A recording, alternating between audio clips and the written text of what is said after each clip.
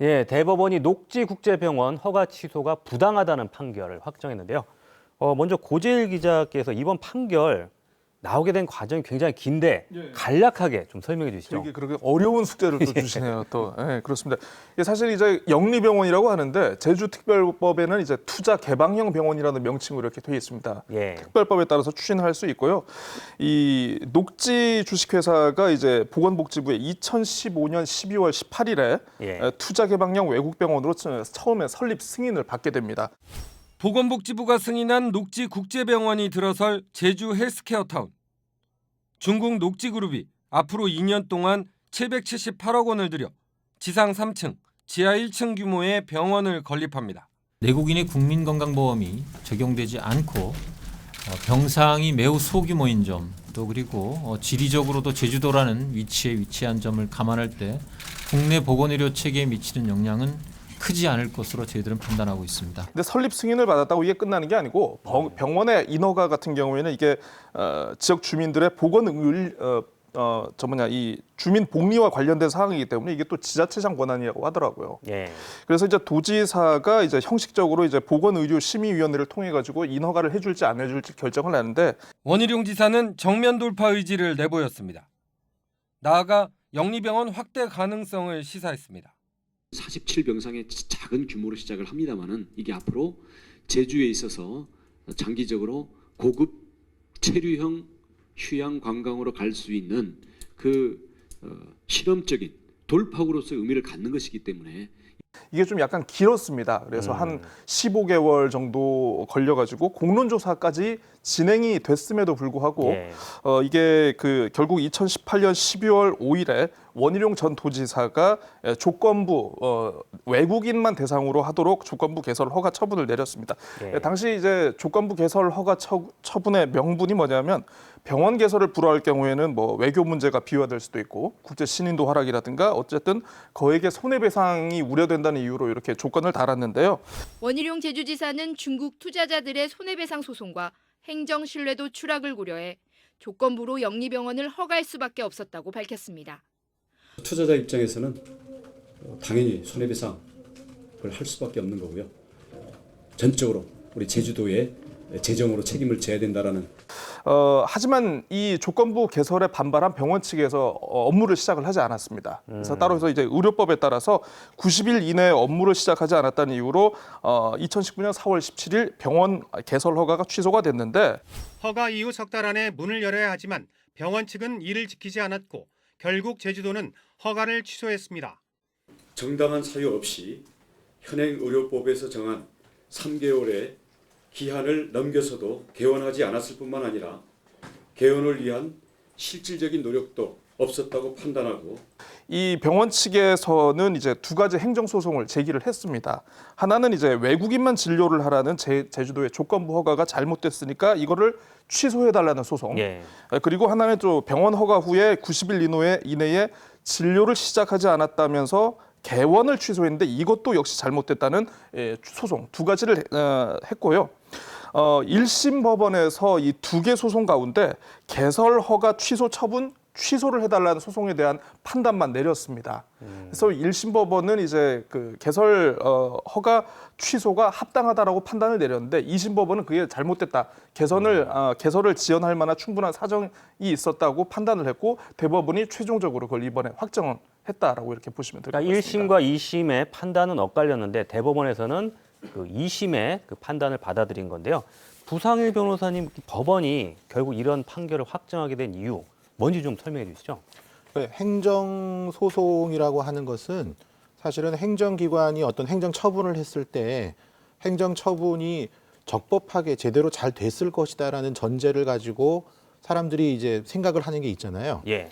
그런데 법원의 입장은 행정기관이 그러한 입장을 고려하지 않고 그러니까 이게 법률 용어인데 침익적 처분, 그러니까 국민의 이익을 침해당하는 처분을 받았을 때는 그 처분의 근거가 되는 법령, 네. 또 여러 가지 또 고려하는 사정들이 있을 거 아닙니까? 그런 사정들이 과연 국민의 그 이익을 침해할 만큼 정당한 사유가 있었는지를 따로 살펴보는 겁니다. 네. 근데 그런 과정에서 1심 법원은 90일이라는 개설 그 기간이 충분하기 때문에 변경된 조건에 의해서도 병원을 운영하는 것이 맞다. 그런데 외국인만 진료하는 조건을 그렇죠. 원래 준비할 조건이 수 있었다. 변경됐으니까 예. 그 변경된 조건 하에서도 병원을 운영할 수 있는 상황이었다고 봤는데 2심 법원은 아까 고재일 기자님 말씀하셨던 것처럼 그렇게 변경된 이후에 새롭게 준비를 하는 과정들이 필요한데 그걸 준비할 수 있는 기간으로 보기엔 너무 짧다. 예. 그래서 그 90일 이내에 개원하지 못하는 정당한 사유가 있다고 봐야 한다.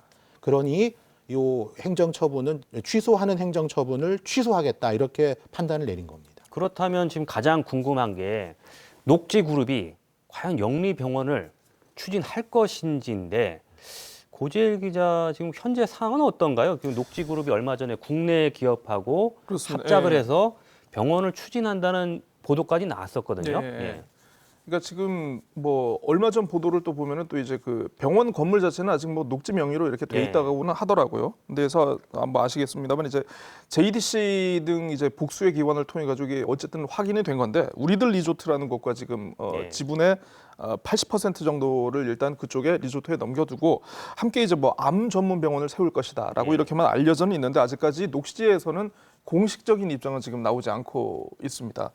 근데 이게 좀 사실 이제 여기서부터는 좀 약간 상상의 영역으로 이제 들어가는데요. 예. 예전에 이제 원희룡 지사가 이제 아마 도정 질문에서 한번 그런 얘기를 한번 하신 적이 있어요. 그러니까 녹지 측은 애초에 헬스케어 타운에서 병원 사업을 하고 싶어 하지 않았다. 그렇죠. 하기 싫어하는 곳을 제주도와 JDC가 억지로 끌어가지고 병원을 짓도록 하고 있기 때문에 그때 이제 뭐 헬스 없는 헬스케어 타운 예. 조성은 안 된다라는 그런 얘기를 했지 않습니까? 헬스케어 타운의 헬스가 제대로 들어서느냐가 문제이지 제대로 운영되고 우리가 철저히 감독할 수 있다고 한다면 저희들은 이것을 진행할 수 있도록 하는 게 우리 제주도정의 일관성과 대외적인 공신력에 걸맞는 거 아닌가. 사실 이제 녹지 같은 경우에는 이제 뭐 그 언론 보도라든가 이제 뭐 여러 차례 알려져 있습니다만 이제 병원 운영 경험을 가진 곳도 아니고 사실 부동산 전문 기업이거든요.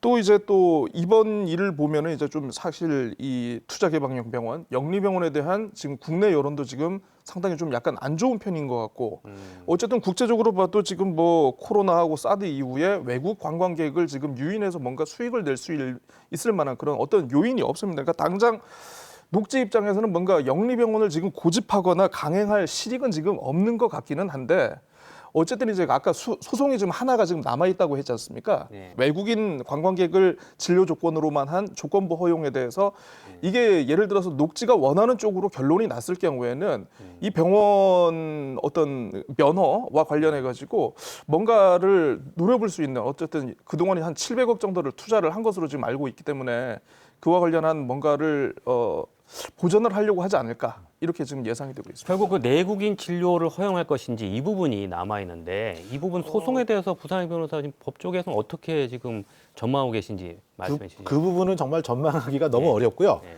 그 오히려 아까 말씀하신 것 중에서 저는 이런 부분에 초점을 더 맞춰야 됩니다. 그러니까 녹지가 병원을 운영을 아예 못하는 상황에서 철수를 하게 되면 많은 손해배상액이 발생할 수 있는데 예.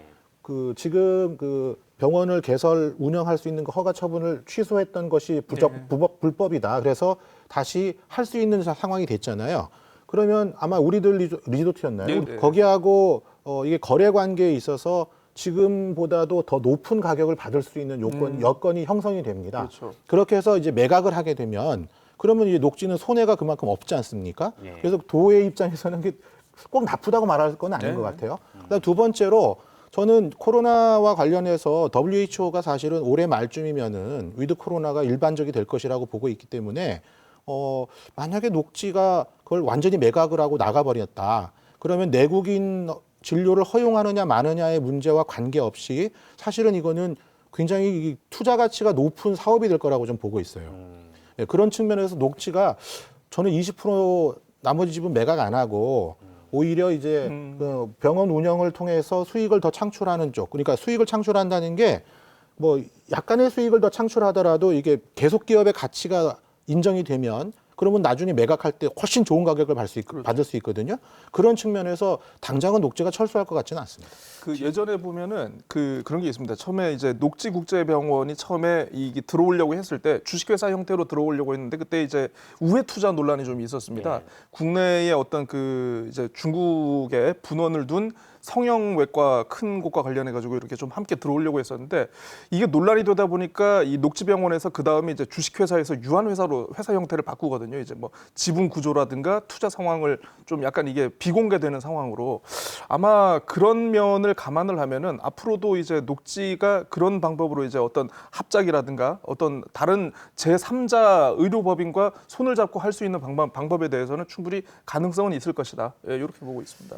영리병원 제도 자체에 대해서 근본적인 논란이 있잖아요. 최근에 영리병원을 폐지하자는 법안이 지금 그 제주 지역 국회의원이 위성곤 의원이 발의하게 된데 이 부분 어떻게 될 걸로 지금 보시는지 짧게 말씀해 주시죠. 너무 어려워. 저는 장기적으로는 제주도에 해가 될 거라고 봐요. 왜냐하면 이걸 폐지하면 그걸 얻고자 하는 이 투자 자유구역들이 있거든요. 예, 거기에 개설을 하는 것을 막을 방법은 없어요. 그럼 전국적으로 아예 못하게 한다는 것이 전제가 돼야 되는데 사실 시대의 흐름은 그렇게 안 가고 있거든요. 그리고 코로나 때문에 여러분들이 잘 모르시는, 우리 시청자와 여러분들 잘 모르시는 게 하나 있는 것이 원래 원격 진료가 안 됐었습니다. 그런데 코로나 때문에 예외적으로 허용하고 있어요. 근데 그게 무슨 뜻이냐 하면 한 번 허용된 것은 뒤로 물러날 가능성이 별로 없거든요. 그렇게 보면 제가 볼 때는 그거 규정을 우리 특별법에 있는 규정을 없애버렸다고 해서 제주도에 기존의 것을 없애는 것도 아니고 과연 이게 이익인지. 특별법 개정이 쉽지는 않을 거다. 아니요, 개정 자체는 어렵다 쉽다를 떠나서 예. 그게 만약에 개정이 되어서 지금 영리병원과 관련된 규정이 삭제가 되었을 때 그게 제주도의 이익일까? 예. 그런 측면에서 말씀드립니다. 제주특별법의 전체적인 취지를 봤을 때 영리병원 하나만 딱 원포인트로 이게 이 조항을 삭제가 가능할지에 대해서는 좀 뭐 저는 법률 전문가가 아니지만 약간 의문이 들더라고요. 어쨌든 이게 특별법 자체가 이제 뭐 우리가 흔히 얘기하는 뭐 사람, 자본, 상품의 이동이 가능한 어떻게 보면 국제적인 도시로 정착하기 위한 뭐 약간 어떤 그 인프라를 구축하는 그런 특별법이지 않습니까? 예. 뭐 이미 뭐 무사증 같은 외국인의 어떤 왕래라든가 영어 교육 도시라든가 외국인의 어떤 생활 편익을 위한 다양한 요건이 지금 이 특별법 자체에 담겨 있는데 거기서 병원만 똑 떼가지고 이거를 삭제한다는 거는 글쎄요, 저는 뭐 전부 개정 정도의 그런 예. 절차가 아니면 아마 좀 타당성이 없지 않을까.